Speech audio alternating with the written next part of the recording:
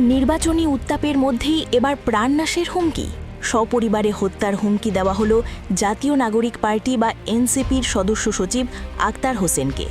ভোটের মাঠে এই আতঙ্ক কেন? প্রশাসনই বা কী বলছে? বিস্তারিত থাকছে প্রতিবেদনে। রংপুর ৪ আসনের ১১ দলীয় ঐক্যজোট সমর্থিত সাংসদ সদস্য প্রার্থী আক্তার হোসেনকে মুঠোফোনে খুনের হুমকি দেওয়ার অভিযোগ উঠেছে।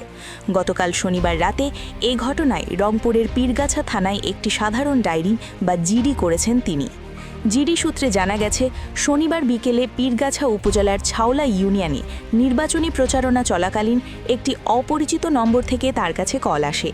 কলটি রিসিভ করার পরপরই অপর প্রান্ত থেকে তাকে এবং তার পরিবারের সদস্যদের মেরে ফেলার হুমকি দেওয়া হয়। শুধু তাই নয়, নির্বাচন শেষ হলে তাকে দেখে নেওয়ারও ভয় দেখানো হয়।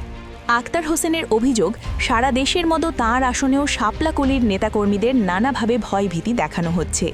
তিনি উদ্বেগ প্রকাশ করে বলেন, এলাকায় এখনও অবৈধ অস্ত্রের ছড়াছড়ি রয়েছে, যা নির্বাচনের সময় প্রার্থীদের নিরাপত্তার জন্য বড় হুমকি। ইতিপূর্বেও এমন ঘটনা ঘটেছে বলে দাবি করেন এই নেতা। এই বিষয়ে বিস্তারিত জানতে পীরগাছা থানার ভারপ্রাপ্ত কর্মকর্তার সাথে মুঠোফোনে যোগাযোগের চেষ্টা করা হলেও তাকে পাওয়া যায়নি। তবে হুমকির ঘটনায় এলাকায় সাধারণ ভোটার ও রাজনৈতিক মহলে উদ্বেগ ছড়িয়ে পড়েছে।